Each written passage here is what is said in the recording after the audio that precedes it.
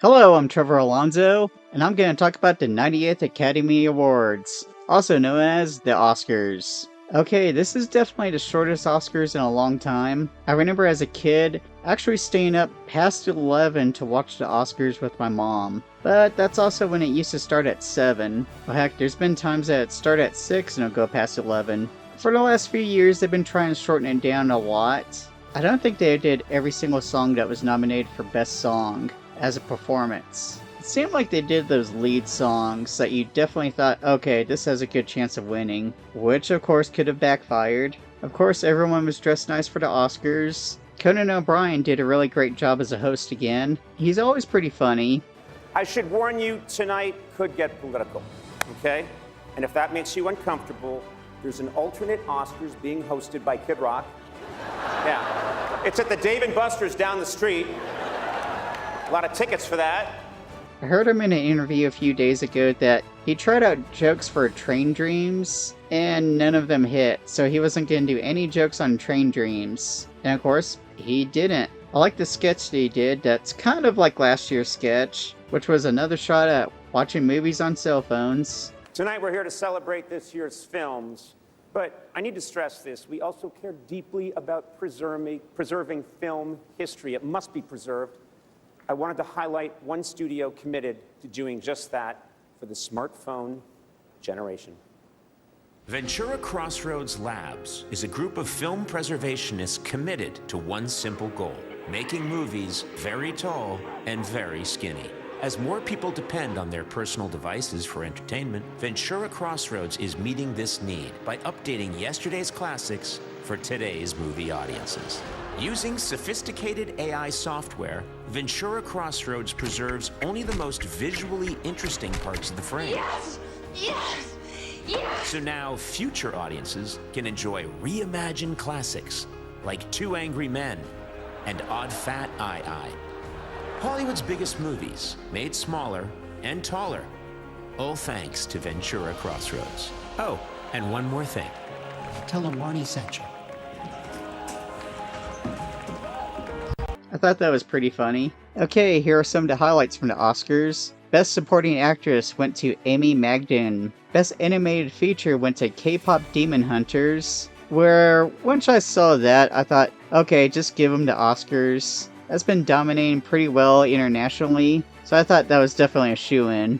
But of course, shoo-ins for the Oscars have been wrong before. The three main movies I thought that could win for Best Picture ended up dominating the Oscars, which was Frankenstein, Sinners, and One Battle After Another. Best Costume Design went to Frankenstein. Also, Best Makeup went to Frankenstein as well. New category, Best Casting went to Cassandra Calculatus. Sorry if I messed up that name. For One Battle After Another. Best Live Action Short was ironically the longest award, with a tie going to two short movies, Two People Exchanging Saliva and The Singers. An Oscar tie has happened 7 times. And at this point in time, the Oscars were starting to really cut everybody's speeches short, to the point that they actually retracted a microphone while people were talking. They actually cut back to ConanOBrien, and he had this uncomfortable laughing, like, what the hell is wrong look on his face. He actually mentioned that he thought it was mean. It's like, come on, Oscars. Last year you let Adrian Brody go on for 5 minutes and 40 seconds, which is a new record.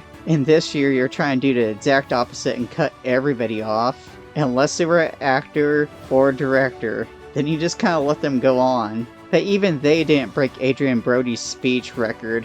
Best Supporting Actor went to Sean Penn for One Battle After Another. I like ConanOBrien's sketch about movie studios asking movies to be more repetitive since people are looking at their phones. So they did a very repetitive Casablanca. Adapted Screenplay went to One Battle After Another. Best Original Screenplay went to Sinners. The In Memoriam was pretty good. Started off with a big tribute to Rob Reiner and his wife. Then it kept going. It ended with a nice tribute to Robert Redford. I'm glad everyone's name was clear to the picture on TV. In the past, it's been weird where they kind of show the performers more than the actual pictures and the names. They still forgot celebrities at the Oscars Memoriam. James Van Der Beek was one of them. Best Production Design went to Frankenstein. Best Visual Effects went to Avatar: Fire and Ash. Okay, did we really need a Bridesmaids reunion? I know it's been 15 years, and they still act like it was an ensemble cast movie.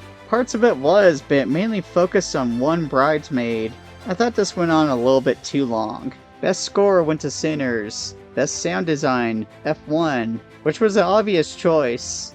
Best editing went to One Battle After Another. Best cinematography went to Autumn Durlaud Akapa. I'm sorry if I mispronounced that. She's also the first woman to win the award for the movie Sinners. Best international film went to Norway's Sentimental Value, which of course once they won that, I didn't think they were going to win Best Picture. Usually they don't win both. Best song, of course, went to K-pop Demon Hunters. And that was the obvious choice. Everything else was just kind of there. I thought one that might be able to beat it was the one from Sinners. Okay, Best Director went to Paul Thomas Anderson for One Battle After Another. And of course, once he won, I thought, okay, everything else is going to be One Battle After Another. Pleasantly surprised that Best Actor went to Michael B. Jordan for Sinners. This is funny because Timothée Chalamet risked his life for nothing. He actually climbed the Las Vegas Sphere to promote this movie and to run for the Oscar. After the Oscars, Michael B. Jordan was seen at In-N-Out Burger. He even had the Oscars still with him.